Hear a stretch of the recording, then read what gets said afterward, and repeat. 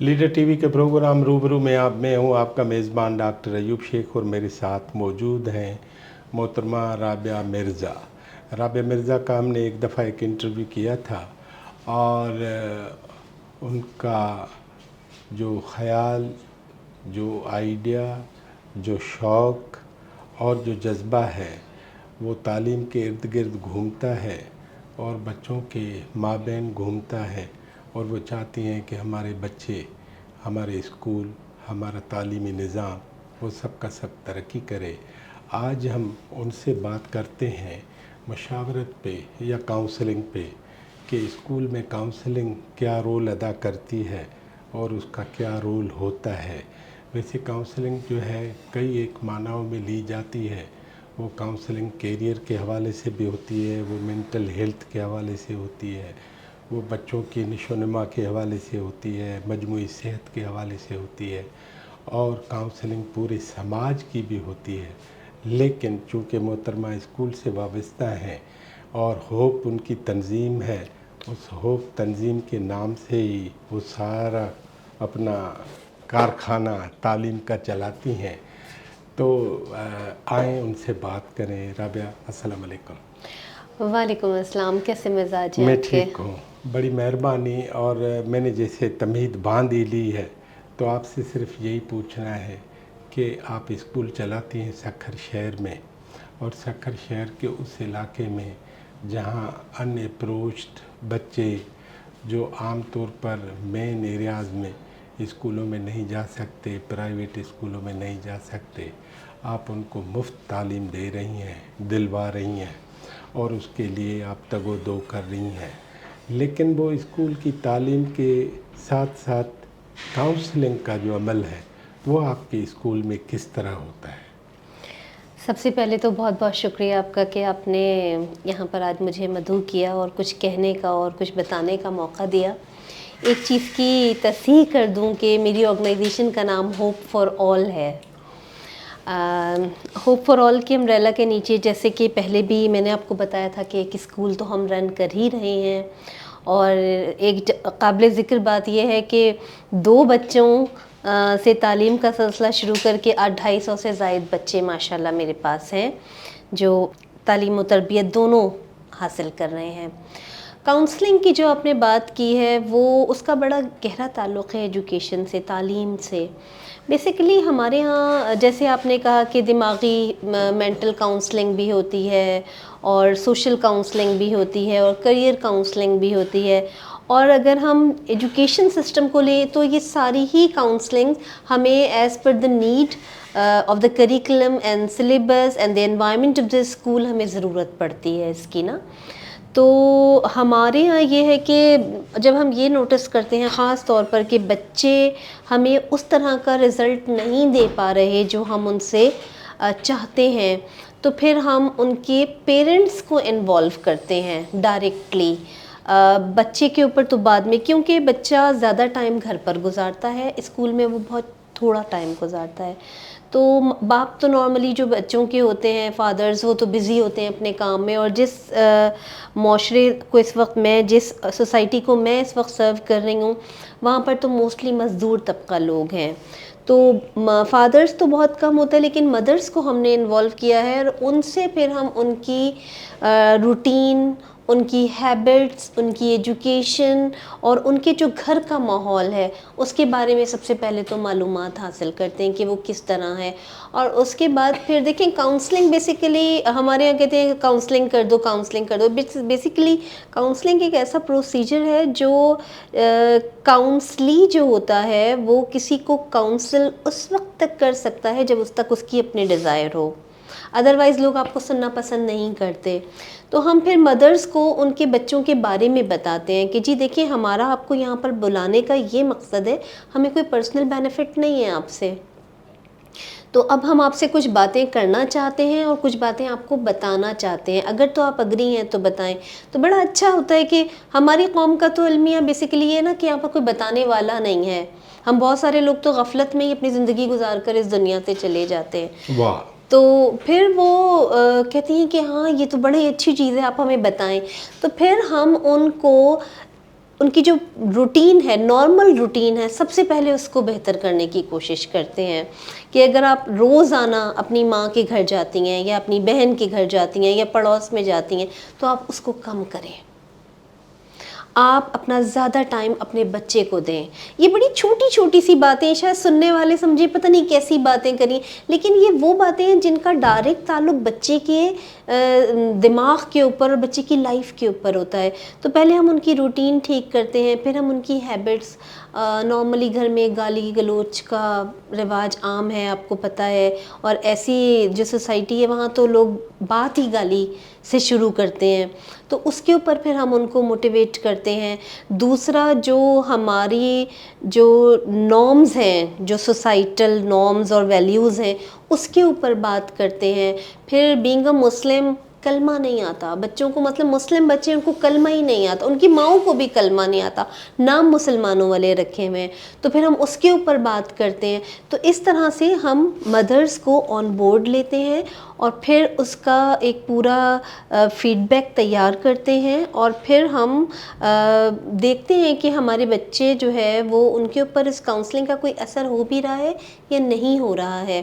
تو یہ اسکول کے اندر ہمارا سسٹم ہے.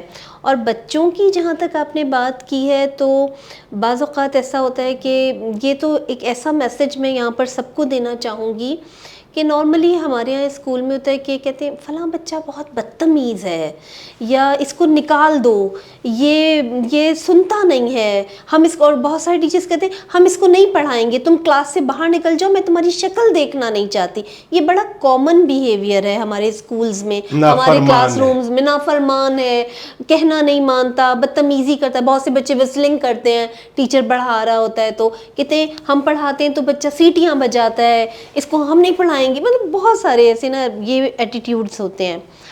تو اس کے لیے ایسے بچوں کو آپ کبھی پیار سے اکیلے میں اس کو بٹھا کے پوچھیں تو صحیح اس کے دماغ میں چل کیا رہا ہے.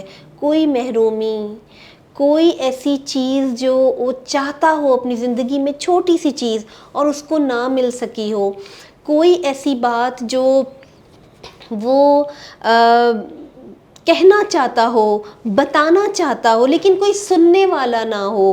تو ایسی چیزیں مطلب میں نے بڑی پریکٹس کی ہیں اپنے اسکول میں، اور میرے ٹیچرز نے مجھے بلنٹلی کہا میڈم فلاں بچے کو ہم نہیں پڑھائیں گے، یہ بہت بدتمیز ہے.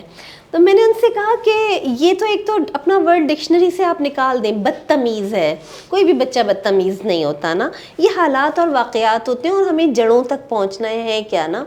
تو آپ یقین کریں ود ان اے ویک وہی ٹیچرز تھے جنہوں نے آ کے مجھے کہا میڈم وہ تو فلاں بچہ تو بالکل چینج ہو گیا، آپ نے کیا جادو کیا ہے. تو جب میں نے اس کے روٹ کازز دیکھے ڈاکٹر صاحب، تو ہی واز این آرفن، اور اس کی ماں نے اس کے پاس، کیونکہ گھر میں کھانے کو نہیں تھا، بچے اس کے بہت زیادہ تھے، تو اس نے محلے میں کسی ایسے شخص کو اس کو دے دیا جس کی اولاد نہیں تھی، یتیم بچہ ہو گیا چھوٹا سا، اس کو دے دیا. اب وہ جو ماں باپ تھے، جو اس کے اسٹیپ مدر فادر تھے، انہوں نے وہ بالکل ہی مطلب میں کیا کہوں، ان ایجوکیٹڈ کہہ لوں، الٹریٹ کہہ لوں، بڑا ان کا عجیب سا ماحول تھا. وہ اپنی ماں کو مس کرتا تھا جو ریئل اس کی ماں تھی، جو اس کی بہنیں تھیں. تو وہ روتا تھا تو وہ اس کو مارتے تھے بچے کو نا. تو یہ پھر میں نے اس کی ماں کو بلایا، اس کی ریئل ماں کو بلایا، اس کی بہنوں کو بلایا. میں نے کہا تم لوگ ظلم کر رہے ہو اس کے ساتھ نا. تو پھر میں نے اس کے جو فادر تھے جنہوں نے اس کو اڈاپٹ کیا تھا ان کو بھی بلایا، اور کافی نیگوسیشن کے بعد جو ہے وہ بچہ واپس اپنی ماں کے پاس چلا گیا. انہوں نے کہا یہ ہمارے پاس ملنے کے لیے بس آئے. میں نے کہا ٹھیک ہے. اور اب آپ دیکھیں وہ بچہ پوزیشن ہولڈر ہے میرے اسکول میں. واہ. تو یہ چھوٹی چھوٹی سی چیزیں ہیں جو ایجوکیشن سسٹم میں میریکل لے کر آتی ہیں. ہم کہتے ہیں نا کہ ایسا کیا ہو گیا جو بچے کی آؤٹ اسٹینڈنگ پرفارمنس ہے. ہمارے یہاں دیکھیں ایلیٹ فیملی کلاس جو ہے اس میں تو بچہ ایک چوں بھی نکالتا ہے نا تو ماں باپ فون کہتے ہیں ہائے پتہ نہیں کیا ہو گیا، فلاں کو دکھاؤ. لیکن غریب کا بچہ بیچارہ ایڑیاں بھی رگڑ رہا ہوتا ہے تو وہ کہتے ہیں نخرے کر رہا ہے، ڈرامے کر رہا ہے. رابعہ یہ تو اچھی بات ہے کہ سماجی طور پر آپ ایک اسیس کر کے پھر جڑ تک پہنچتی ہیں. اب وہ یتیم بچہ تھا اس کو ماں، اس کی بہنوں کا اور اپنے گھر کی کمپنی اور اس کا پیار چاہیے تھا. ایک بچہ ہے جو آپ کے اسکول میں ہے اور اس کو پڑھائی کا ٹوٹل جو سسٹم ہے وہ آپ کا اسکول ہے، لیکن اس میں بھی وہ کند ذہن ہے، انٹرسٹ نہیں لیتا. اس کو آپ پڑھائی پہ راغب پٹڑی پہ کیسے چڑھاتے ہیں؟ دیکھیں، یہ بڑا انٹرسٹنگ سوال آپ نے کیا اور یہ بڑا مسئلہ ہے، یہ بہت بڑا مسئلہ ہے اور یہ بڑا ٹائم ٹیکنگ پروسیجر ہوتا ہے. یہ it's not an easy task. ایسے بہت سارے بچے ہوتے ہیں جو ایجوکیشنل پرفارمنسز جو ہوتی ہیں ان کی وہ اچھی نہیں ہوتے ہیں، لیکن ان کے اندر کچھ ایسے اسکلز ہوتے ہیں جو دوسرے بچوں سے بالکل ڈفر کر رہے ہوتے ہیں. ہمارا بیسکلی تو یہ ہوتا ہے کہ ابھی میں نے یہ شروع نہیں کیا ہے لیکن میرے ذہن میں ہے. ڈاکٹر صاحب آپ کو پتہ ہے کہ ہم بڑے لمیٹڈ ریسورسز میں کام کر رہے ہیں. الحمدللہ ویسے تو ٹیم ڈیڈیکیٹڈ ہے، لیکن اگر آپ کسی کو ایکسٹرا ٹائم دینا چاہتے ہیں تو اس کے لیے پیسے کی ضرورت ہوتی ہے. We are out of funds نا. تو ہم نے کوشش کی ہے کہ ہم ایسے بچوں کو الگ سے کچھ ایکسٹرا کلاسز دینا شروع کریں. جیسے آپ نے کہا کہ ان کا ٹائم ہی صرف اسکول میں ہے، گھر میں نہ ان کو ٹیوشن ہے، نہ کوئی پڑھانے والا بچہ کوئی بڑا ہے، تو وہ یہیں سے ہی جو کچھ سیکھ کر جائیں گے وہ سیکھ کر جائیں گے. تو اس کے لیے ابھی ہم نے یہ سٹارٹ انشاءاللہ لینا ہے. ہم کوشش میں ہے کہ ہمارے پاس جو ریسورسز ہیں وہ ہمیں مل جائیں تو پھر ہم اس کے اوپر کام کریں گے. لیکن جو یہ بات ہے کہ اگر بچہ ویک ہے تو ہم اس کو کیسے لے کر آتے ہیں، تو ہم ضروری نہیں ہے کہ اگر کوئی بچہ 100 میں سے 100 نمبر لیتا ہے یا 100 میں سے 90 نمبر لیتا ہے تو دوسرا بچہ بھی اتنے ہی نمبر لے. اگر وہ ایوریج اسٹوڈنٹ ہے یا بلو ایوریج بھی ہے لیکن اس کے پاس کچھ ایسے اسکلز ہیں جو دوسرے بچوں میں نہیں ہیں تو پھر ہم ان کے اوپر زیادہ کام کرتے ہیں. جیسے میرے اسکول میں بھی 5ویں کلاس میں ایک بچہ ہے، وہ میرے 5 کلاس میں اس وقت 13 بچے ہیں میرے پاس نا. تو ان میں 12 بچوں میں وہ بچہ ویک ہے، لیکن اس کے پاس ایک ایسا ٹیلنٹ اللہ نے دیا ہے جو ان 12 بچوں میں نہیں ہے. وہ کیا ہے؟ وہ اتنا پیارا گاتا ہے، نصرت فتح علی خان کو گاتا ہے، وہ راحت فتح علی خان کو گاتا ہے. کیا اس کی لے ہے اور کیا اس کا سر ہے.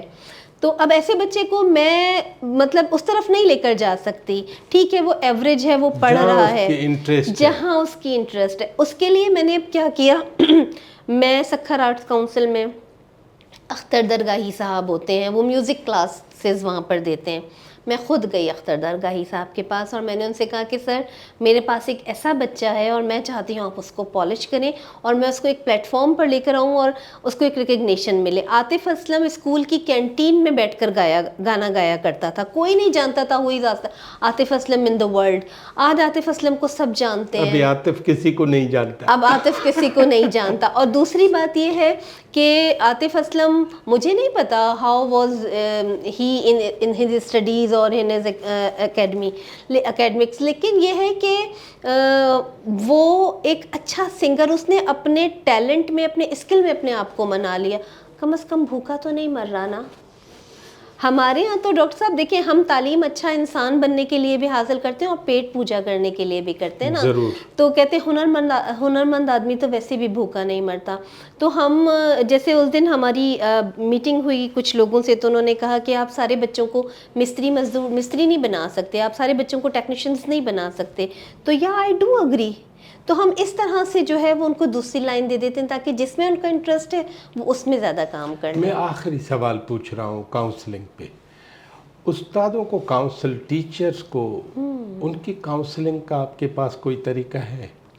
بالکل بالکل، یہ آپ نے بڑا اچھا سوال کیا. دیکھیں ٹیچرز اگر اچھے ہوتے ہیں نا تو آپ کا کلاس روم اچھا ہوتا ہے، آپ کا اسٹوڈنٹ اچھا ہوتا ہے.